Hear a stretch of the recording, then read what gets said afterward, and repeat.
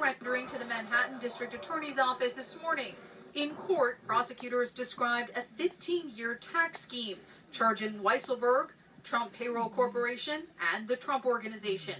Overall, 15 felony counts, including conspiracy and grand larceny. Prosecutors allege Weisselberg evaded taxes on $1.7 million in compensation. All three defendants pleaded not guilty. Weisselberg's attorney announcing in a statement he will fight the charges. His indictment and charges against the Trump Organization come after a more than 2-year probe by the Manhattan DA, Cy Vance. An investigation which was originally triggered by questions surrounding hush money payments made by Donald Trump's former lawyer, Michael Cohen, to adult film star Stormy Daniels, and ultimately led to obtaining Trump's tax records in a Supreme Court battle. Investigators have been focusing on perks awarded to employees, like free apartments, cars, and even school tuition. Benefits that would amount to tens of thousands, if not hundreds of thousands of dollars, and were allegedly not properly reported for tax purposes. When you get the same salary for 21 years and the same bonus, and then the raise is paid in an apartment, in a car, in a tuition, that's the issue. Alan, how are you feeling? The Trump Organization fired back today, claiming prosecutors are using Weisselberg, quote, as a pawn in a scorched earth attempt to harm the former president. Saying in a statement, the district attorney is bringing a criminal prosecution involving employee benefits that neither the IRS nor any other district attorney would ever think of bringing. This is not justice, this is politics. Lawyers for the Trump Organization spoke after court. If the name of the company was something else, I don't think these charges would have been brought. Former President Trump released a statement calling today's charges a political witch hunt brought by radical left Democrats. He suggested that these charges are dividing the country like never before. Now, at this point, there's no indication the former president will be charged, but we know from our sources that this investigation is active and ongoing, and today's charges increase the pressure on Weisselberg to cooperate against the former president. Jake. All right, Paul, thank you so much. Appreciate it. Joining us now to discuss and much more, Adam Sower. He's a staff writer for The Atlantic. He's the author of a brand new book, The Cruelty is the Point, The Past, Present, and Future of Trump's America, available now. Congratulations, Adam. I wanted to ask you, you heard Paula talking about how Trump is calling this a witch hunt. Also, there's a new statement. I don't tend to quote his frequent press releases, but he just tweeted, or emailed rather, do people see the radical left prosecutors and what they're trying to do to 75 million plus voters and patriots for what it is? In other words, they're going after me, but they're not really going after me. They're going after you, to his supporters. How explain how that fits in with what you write about in your book. Well, Trump has always presented himself as both a champion and avatar of his voters, and so that any attack on him personally or personal political difficulty is actually an attack on his base. And that's part of how he cultivates among his most ardent supporters a sense of persecution, and that, you know, the rival party does not simply want to beat them in elections, but wants to destroy them and annihilate their way of life. And that sort of apocalyptic rhetoric is really a big part of how Donald Trump he cultivates his appeal and energy among a particular subset of his voters.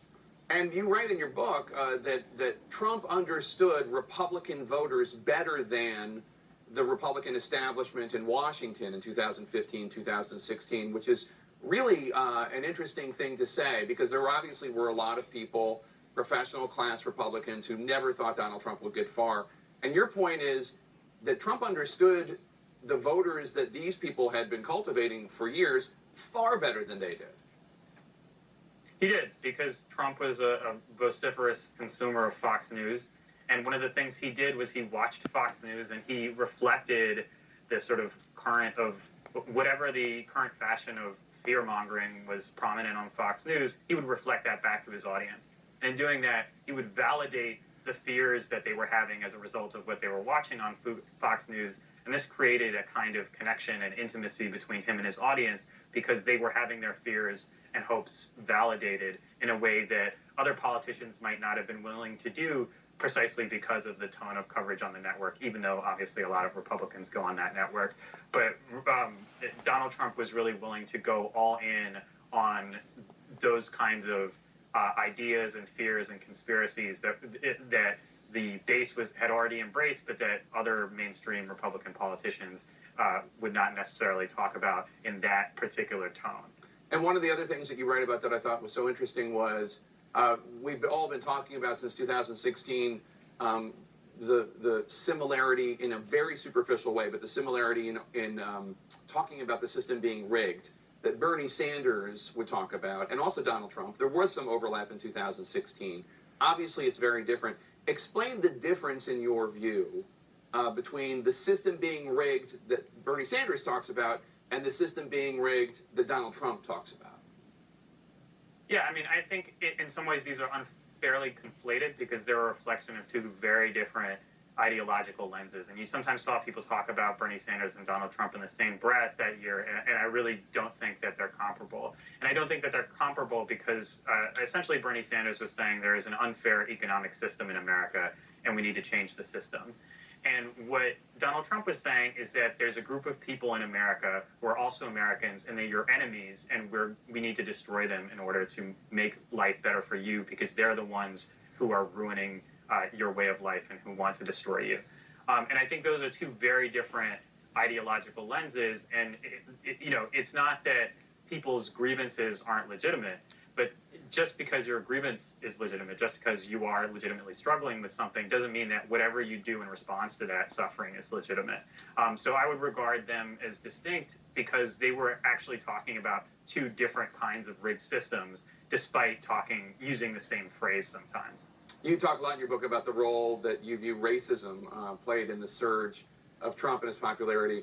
I want to play for our viewers two moments, decades apart, that you mentioned in your book. The first is Donald Trump reacting to David Duke's win in Louisiana in 1991 when he won the Republican primary. The second clip is 2016 after David Duke endorsed him for president. So let's watch these two clips. It's an anger vote. People are angry about what's happened. People are angry about the jobs. If you look at Louisiana, they're really in deep trouble. Well, just so you understand, I don't know anything about David Duke, okay? I don't know anything about what you're even talking about with white supremacy or white supremacists. You talk a lot in your book. You write a lot about America's collective amnesia on race. Explain. Well, I mean, Donald Trump, he actually went further than that. He said that he thought David Duke might actually do well in a Republican presidential primary, that he was very similar to Pat Buchanan, although Pat Buchanan was a more polished package, and that Pat Buchanan was going to give the president at the time, George H.W. Bush, a run for his money. So when Donald Trump in 2016 was pretending not to know who David Duke was, what he was actually quite aware of who David Duke was. He saw his campaign and how it appealed to Republican voters, and he deliberately lied about his knowledge of that because he didn't want to be associated with a campaign that he knew he would be associated with if you compared the two. And I think it's kind of awesome that you found that clip.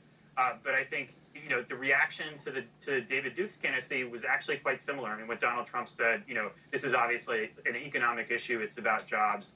But there were a lot of black people in Louisiana who were struggling very hard at that time economically, and they voted en masse against David Duke. And David Duke got a lot of votes in the wealthy suburbs in Louisiana as well. So there was a kind of deliberate attempt to place a simplified economic frame on the issue without considering, how ideology would force people to interpret their own economic misfortune.